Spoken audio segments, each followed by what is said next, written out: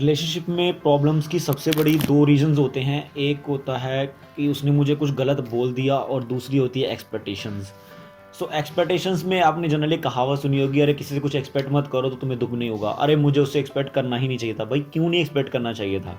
तुम्हें एक्सपेक्ट करना चाहिए बिकॉज तुम अपनी एनर्जी लगा रहे हो, टाइम वेस्ट कर रहे हो, सब कुछ कर रहे हो, तो एक्सपेक्टेशन नहीं करोगे तो कैसे चलेगा?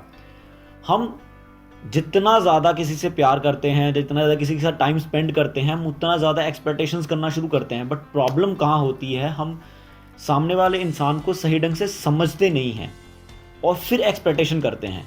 मतलब मैं किसी इंसान को अभी तक सही से समझा नहीं हूँ, अभी जस्ट रिलेशनशिप स्टार्ट हुआ है, अभी 15-20 दिन या 1 महीना हुआ है, अभी जस्ट स्टार्ट किए हैं।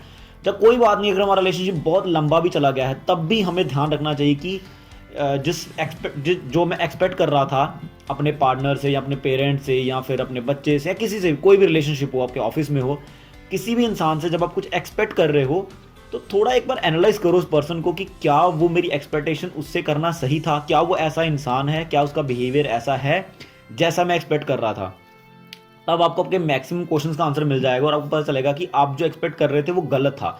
वो तो वैसा व्यक्ति ही नहीं है कि वो ऐसी चीज़ कर सके। तो अगर मैं एक्सपेक्ट कर रहा था, इट मीन्स मेरी गलती है वहाँ पे कि मैं वहाँ पे गलत एक्सपेक्ट कर रहा था। इसका मतलब ये नहीं कि हाँ आप उससे कुछ एक्सपेक्ट ही मत करो।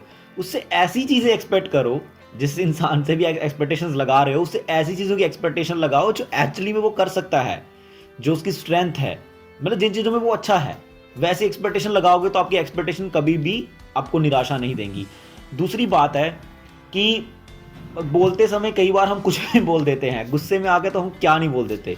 गुस्से में आके कई बार हम ऐसी बातें भी बोल देते हैं जो हमें नहीं बोलनी होती हैं, या फिर कई बार इमोशंस में आके हम कोई बात बोल देते हैं जो हमें नहीं बोलनी होती है। बट मैक्सिमम मैंने रिलेशनशिप्स में बच्चों को देखा है कि यार छोटी छोटी बात पे इतनी लंबी लंबी लड़ाइयाँ लेके बैठ जाएंगे और फिर कंटिन्यूस कई दिन तक उनकी लड़ाइयाँ चलेंगी। इवन ऐसा नहीं कि सिर्फ गर्लफ्रेंड बॉयफ्रेंड के सीन में ऐसा होता है, इवन हस्बैंड वाइफ के सीन में भी ऐसा होता है कि बहुत ही लंबे टाइम तक, या फिर दोस्तों के बीच में या फिर कोलीग्स के बीच में भी ऐसी चीज़ होती है कि छोटी छोटी बात, उसने मुझे ऐसे कैसे बोल दिया, अरे उसको ऐसे बोलना नहीं चाहिए था।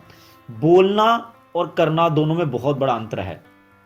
जैसे रामायण में भी ये कथा आती है कि जब राम जी लक्ष्मण जी को सीता माता के पास छोड़ के गए थे, तो जब राम जी की आवाज़ सुनी सीता माता ने तो उन्होंने लक्ष्मण जी को जाने के लिए बोला, बट उन्होंने जाने के लिए मना कर दिया। तब सीता माता ने बहुत ही कड़वे शब्द बोले थे लक्ष्मण जी को, तो उन्होंने वो कड़वे शब्द सहन किए। ऐसा नहीं उन्होंने सोचा कि सीता माता ने मुझे ऐसे कैसे बोल दिया, मैं इतने सालों से सेवा कर रहा था, ये कर रहा था, वो कर रहा था।